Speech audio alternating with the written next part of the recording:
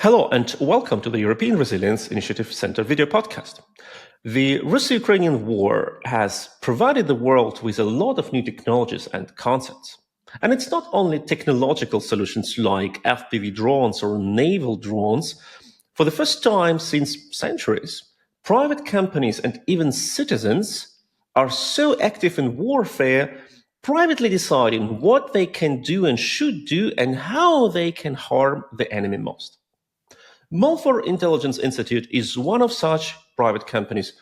An intelligence company founded in 2019 now is one of the leading suppliers of military-related information.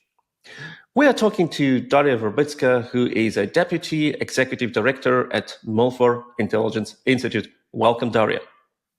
Thank you. And don't forget to like, to share, to subscribe to this video, and share this video to those who you think needs to watch it.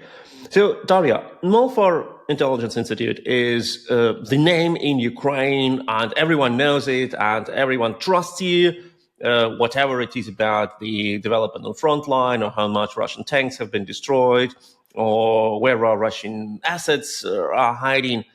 But you are getting your information. You get your information from mostly from open sources, as far as I understand. So what is the role of OSINT, of searching through open data in this war? First of all, probably I'll clarify what's the difference between the Malfar Intelligence Institute and the Malfar Intelligence Firm, as we have like two branches. So actually, we were created in 2019 in Dnipro as an intelligence firm, and in 2022, when the full-scale invasion started, we created like OSINT community in Ukraine, and now that's probably the most the biggest actually OSINT community in Eastern Europe. So we have more than 1,000 subscribers across our networks and social networks. So yeah, and in 2024 we started the project with the institute. As we had lots of students all over this year, so that was more than 7,000 students by these 2 years, and that's why we separated the firm and the institute. So I represent basically the institute, and the analytical reports that we are publishing about the full-scale invasion are basically produced by the Intelligence Institute, and yeah, that's how we work. And if you're talking about the importance of OSINT, so in this case, probably the statistics that I described before, that during these 2 years, we had more than 7,000 students. That's about our military services and government representatives and journalists who are working with the war too. So yeah, that's about them, and mostly about them. So you can see, like, the increase of importance of OSINT for different representatives of the forces who are like involved to the production of our country. So yeah. And if you're talking about the increased demand, so probably that will be like, the first year, the 2022, that was about 500 students. Then in the next year it was 2,000, and in the next year it was like 3,000. So yeah, we are growing the quantity of our students each year, and probably it describes the increased demand better than anything else. How can a person find information in OSINT, and what information can be found? Is it true that most of information you need to understand the enemy, you can practically find in open sources? The biggest part of the information about the person can be found in open source.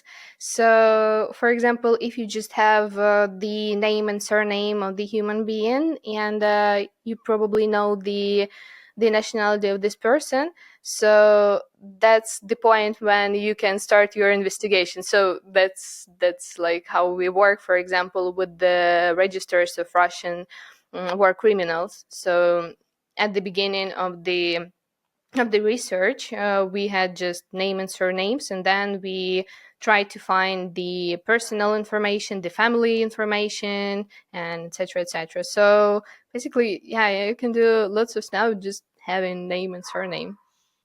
And is the same true about develop like movement of military goods or deployment of military units? Yeah, but that's really important to have, like the initial list of names and surnames, and the and it's better when you have, like the number of the unit or something like that. So if you know which unit represents this person, or where this person involved. So yeah, that's the best information you can have to start your investigation. What is a typical task your institution is being assigned with? Typical task that we had before, that was about identification of war criminals, and usually it happened after the huge missile strikes, when we had the terrorist attack at the Ahmadid Center, or at the civilian infrastructure in Dnipro, or Mariupol Drama Theater. So all of these cases, they are really emotional for our team, and for actually all of the world. And usually we are starting the identification of these pilots, engineers, etc., who were involved in this particular strike. So probably that's the typical task for us, that's to identify people who are involved in these attacks. You were looking for the addresses and names of those who programmed missiles, who launched missiles. And I know that some journalists using your information, they tried to contact these people, and they showed no regret. Uh, what is the what is the further what is the further process? What is being done with this information? You have identified the criminals. You cannot bring them to justice now. What goes further? Usually, actually, we are not communicating with them after the research. So, if you're talking about talking to war criminals, that's other point of intelligence. That's human intelligence, which is called human, and sometimes we use that. So, for example, when we tracked the Russian military forces at the front line, we chatted with them in dating apps and tried to find their location at the front line. So that can be done like this. Or, for example, when you identify the war criminal who, for example, decaptivated the Ukrainian war prisoner. So basically, usually that's not enough to find the estimated person. That's not enough to find the name and surname of the human being. So usually you have to take some proofs more, and you are trying to contact that person basically in Russian, and trying to imitate that you are a Russian military representative or something like that, a Russian soldier. So yeah, in this case, we can use that, and that's like the evidence. If the person during the dialogue and during the conversation um, will accept or say like, yes, I did that, or something like that, so that will be the evidence for the court, for example, and that can be used. But if we're talking about all of that lists with the hundreds of pilots, no, we are not contacting them, because that's not that much needed from the court. Is there any difference between looking for a person who is in military ranks in Russia, or some, let me say, Russian propagandists living abroad, or looking for hidden Russian assets like bank accounts, property, etc.? Oh yeah, for sure. Because now we are talking about financial financial part of the financial history of the person. So yeah, that will be different for sure, and it depends on the country where the person stands. So for example, in Ukraine, probably that's easier to find all of this.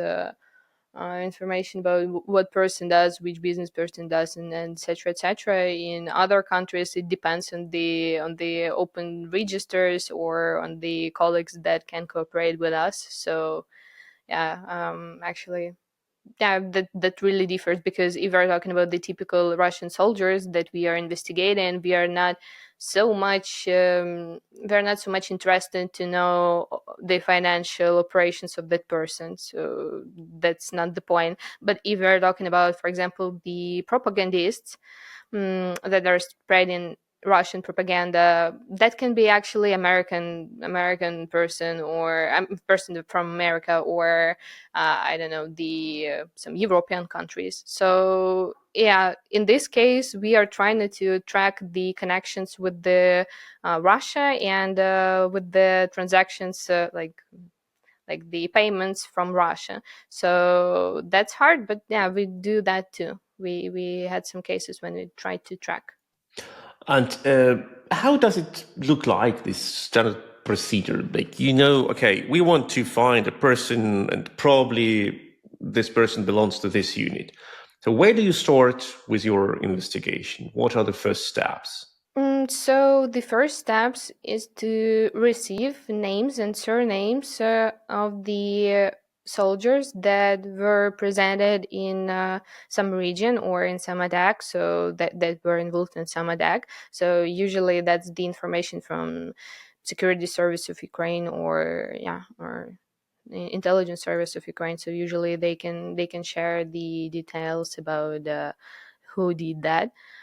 And then when you have the list of the names and the approximate probably unit that they are working for, then you are starting with the social networks, with the software that can give you lots of information by just name and surname. So there are actually tools that we are using for all of that stuff. So that's not everything about manual search, but it can be optimized with the tools and software. So yeah, we are typing the information we have to that tools. Then that tools can give you something like nicknames or emails. Then you can use the nickname for searching where this nickname is registered. So there is software that can show you by nickname where the person registered. And yeah, actually, yeah, so probably that can work like that. And also you can use the image search. So if you have the list with the pictures, it's fascinating, that's really helpful. But if you don't have, so you can start, as I said, with the name and surname, then try to find the nick, then the registered websites, then you can get the picture of the human being, and then you can use image search. So yeah, that's actually like the huge process by every person. What was the most successful research by Molfar? For me personally, the most important and the best case was when we were involved in searching for the abducted children. And when we found actually we found lots of children in Russia and their location. And by that project, we brought back 449 children. And so that's like the most important probably case for me, because yeah, that was really emotional. And that's something that worked, and you can see the result. So yeah, and if you are talking about the classical OSINT, so probably that will be sanctioned lists. And once we did the research about Shahed production in Russia, and we found out that American company, which was called, as I remember, Aligned Minerals, were involved in the supply, military supply to that factory. And by the end of that project, this company was sanctioned and was put in the sanction list, international one and Ukrainian one. So yeah, that was the successful case that we are proud of too. But as as you see, firstly, I remembered about the case with the children because that was more, more huge. Absolutely, I can imagine how emotional it was to find uh, to find children who were abducted by the Russians. But when we talk about the business part of your activity, you need to fund your work. You need to continue your work, to pay your employees, to buy some research tools, etc. What is the market of these services, and is this market changing now? So, yeah, as I said before, we have like two units. We have intelligence firm and intelligence institute. So, intelligence firm actually works with the different family offices, checking, for example, where to invest and how to invest or something like that. So that's actually consultancy business, and that started in 2019. So that's the main source of the income of our activities. And yes, we do both checkups, background checks, market research, etc., etc. So that's like the main source. And the second one is about the institute. And in institute, we are teaching actually journalists too. We are teaching military representatives, some business representatives. So yeah, compliance, security services of different firms. So yeah, that's like two main streams of our financial ground. And probably, yeah, that's better to point out that at the beginning of the full scale invasion, we also got some grants from international donors, and that was really helpful just to start all of that project, and yeah, to build the community. But yeah, now the main sources are about the intelligence firm and market research checkups, background checks. And the second one is the courses that we are making with the institute. And if you're talking about the market in Ukraine, so yeah, we see the increased demand in this sector, and that lots of different companies are starting to appear, and we have like more competitors, etc., etc. But actually that's good because we have market now, and that's always more interesting to contribute when you have competitors. And what is the position of Ukrainian companies on the global market? Is there a global market for such services? Sure, as I said before, the main source of our income is to check in companies before investment. So that's really important for, for international investors, and lots of Ukrainian companies actually represented, for example, in Great Britain or United States. So yeah, that worked before, and that's working now. So Do the Russians do the same, trying to identify key figures in Ukrainian civil society, politics, military, to know where they live, where are their relatives, what they own, how to intimidate with them, how to threaten them, how to change their behavior? I would say yes and yes.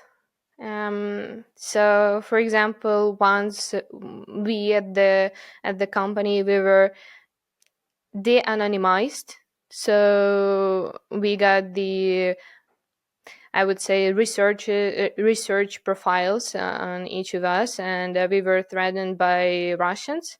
So something like we know where you live, we know where is your family lives, or something like that. So yeah, that works even about us. So yeah, they are doing that all of the time, and that's actually a huge problem. But we cannot do with that any stuff, as I said before at the beginning of this conversation, that lots of information can be found just by name and surname, and that's like open sourced. So yeah, you can try to protect some information. So yeah, but something they will find, something they will find just by name and surname. And that is obviously the world in which we live, where we leave so much traces on social networks, and each event, public event, gets photographed, described online. We have Google Maps, which can be used to identify our daily photos and compare the locations. So definitely no one can hide nowadays, and that gives power to good people, but also power to bad people. Thank you so much for this interview. It was Daria Verbytska, who is a Deputy Executive Director at Molfar Intelligence Institute, Ukraine's leading private intelligence company. Thank you for this interview, Daria.